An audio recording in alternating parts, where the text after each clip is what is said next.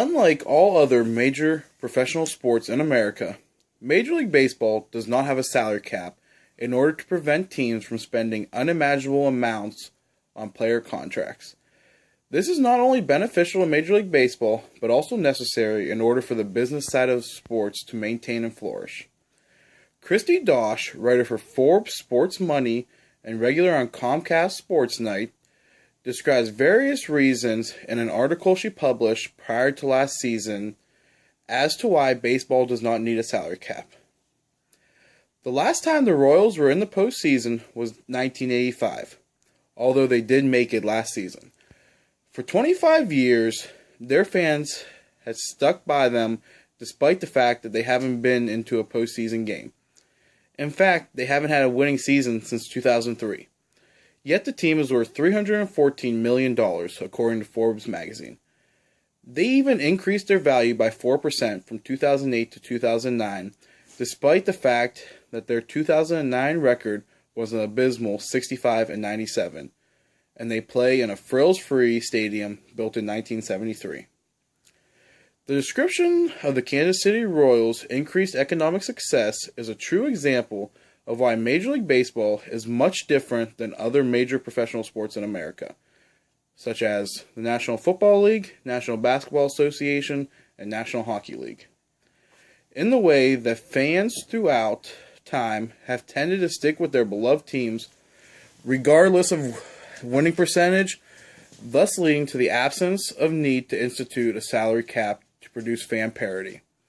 Another argument Dosh brings up in her writings is that of instituting a salary floor, which is the minimum that a team must spend in order to be eligible for participation. Her opposition to this topic is, the more I think on it, the less I can support the salary floor. Baseball is a business. What other industry forces the businesses within it to spend a specified amount on salaries? If you, as a fan, do not like what your club is doing in terms of payroll, then stop buying tickets, stop buying merchandise, and stop supporting them. The problem is that baseball fans think they have a right to a winning team in their city. The point that Dosh brings up is an exceptional comparison of Major League Baseball to any other business, such as a grocery store. If you go into a grocery store and you don't like the products that are in the store, nobody makes you buy them. You're able to go to another store somewhere that they have the stuff that you want. It's just like in baseball. If your team's not winning, you have the choice to go ahead and change teams. On the other side of the spectrum, there is a large following of Major League Baseball fans who very strongly support the possible institution of a salary cap and the effects that such would have on the game itself. By placing a salary cap or spending limit on payrolls in Major League Baseball, the league may be able to bring more parity to the playoffs in September and October. Over the past decade or so, there have been several teams who seem to be perennial mainstays in Major League Baseball's postseason. Teams like the New York Yankees, Philadelphia Phillies, Boston Red Sox, Detroit Tigers, and Los Angeles Dodgers have all seen numerous appearances in the postseason. These teams have not only been some of the most successful teams recently, they have also spent the most money in the past decade or so. One obvious reason why bigger market teams tend to have great success is that their cities have a great lure effect on superstar free agents. Whether it being the chance to live in a big city or living in warm climate, most superstars want to go play for these big teams. Teams like the Yankees, Red Sox, and Dodgers are constant desired destinations for the league's most talented players who enter free agency. The smaller market teams essentially have become minor league teams where players develop their talents with the hopes of eventually playing for their dream team, as the Yankees. A few years ago, Hollywood opened many people's eyes to the fact of how hard it is for a small market team to succeed in this era of baseball. The movie Moneyball, based on the award-winning book about Billy Beane's turn-of-the-era technology to bargain shop the baseball market for the Oakland Athletics. Even with his technology and immense amount of work, the Oakland Athletics still could not win in October. In 2003, the then Florida Marlins beat the New York Yankees in the World Series. The payroll comparison of the pennant winners that year was greatly varied. The Yankees came in with a payroll of $153 million, which was ranked as the highest payroll that year, to the Marlins' estimated $45 million payroll, which was the 25th highest according to Baseball Reference. If teams like the Marlins had the funds that the Yankees do, playoff parity and playoff success would be much greater for those teams than they are now.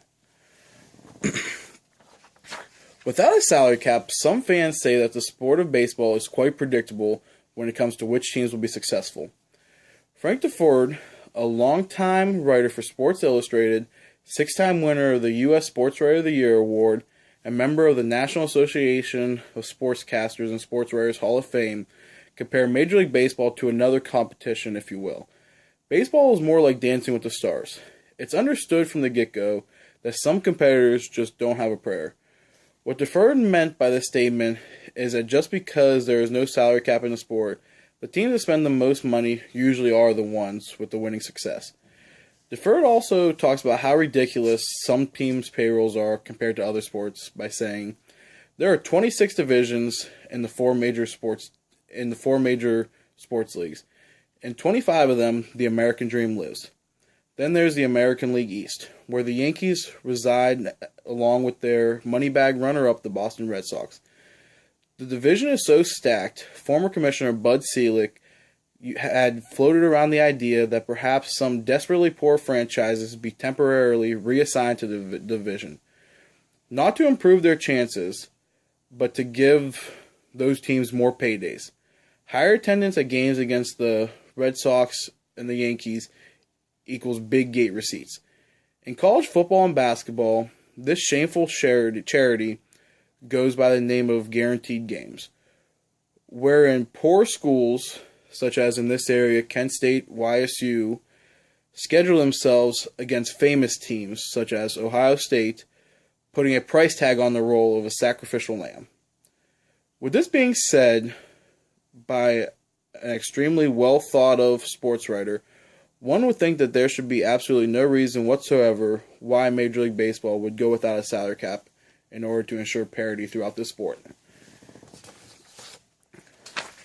Another opinion by DeFord would also be to look at consider the other two major sports leagues in America, the National Football League and the National Basketball Association, and determine what kind of parity they show when it comes to playoff success.